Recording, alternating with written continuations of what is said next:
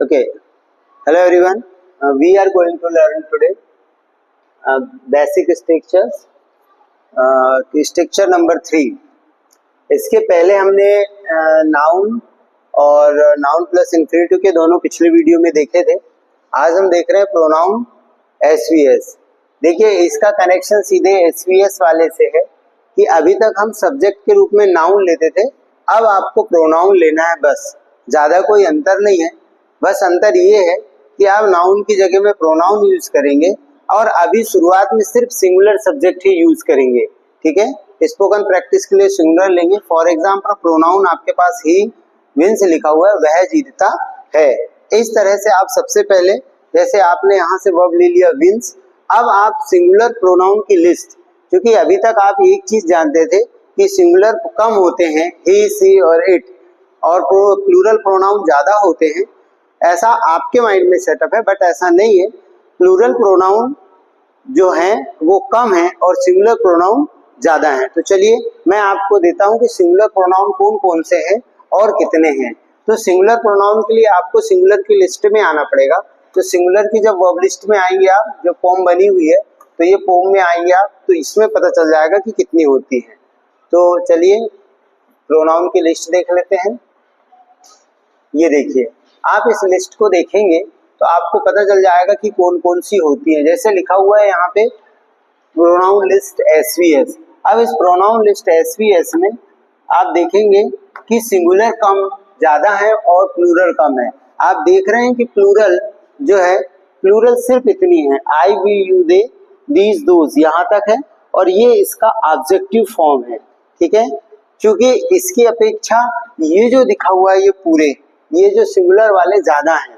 ठीक है, तो चलिए देखते हैं सिंगुलर वाले. अब मान लो फॉर एग्जांपल आपने एक वर्ब चूज कर लिया है विंस. ओके, तो आपको कुछ नहीं करना है, ये सिंगुलर सब्जेक्ट के साथ में वर्ब लगाकर स्पोकन प्रैक्टिस करना है. चलिए मेरे साथ आप लोग भी करेंगे.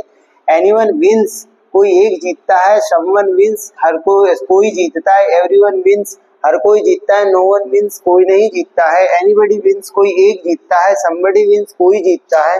एवरीबडी विंस, हर कोई जीतता है. नोबडी विंस, कोई नहीं जीतता है. नथिंग विंस, कुछ भी जीतता है. समथिंग विंस, कुछ कुछ जीतता है. एवरीथिंग विंस, सब कुछ जीतता है. नथिंग विंस, कुछ नहीं जीतता है. आइदर विंस, दो में से एक जीतता है.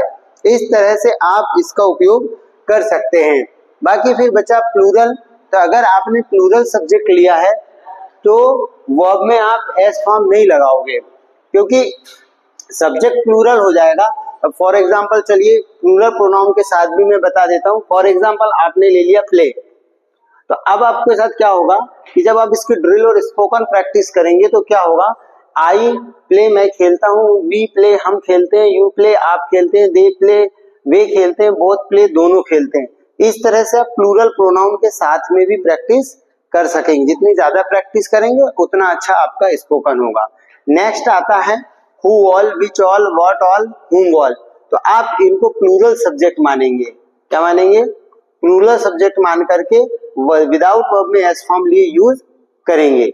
जैसे हु ऑल प्ले, कौन कौन खेलता है. विच ऑल प्ले, कौन कौन सा खेलता है. व्हाट ऑल, क्या क्या खेलता है. ठीक है, तो इस तरह से आप इनको प्लूरल मानते हुए वर्ब का यूज करेंगे. तो मुझे लगता है कि जो प्लूरल प्रोनाउन जो है आपको अच्छे से समझ में आया होगा और आप इसकी ड्रिल प्रैक्टिस करेंगे. मैंने तो बहुत कम ड्रिल प्रैक्टिस करी है, आपको एक तरीका दिया है कि आप कैसे बोलेंगे. ठीक है, दैट्स ऑल. Thank you.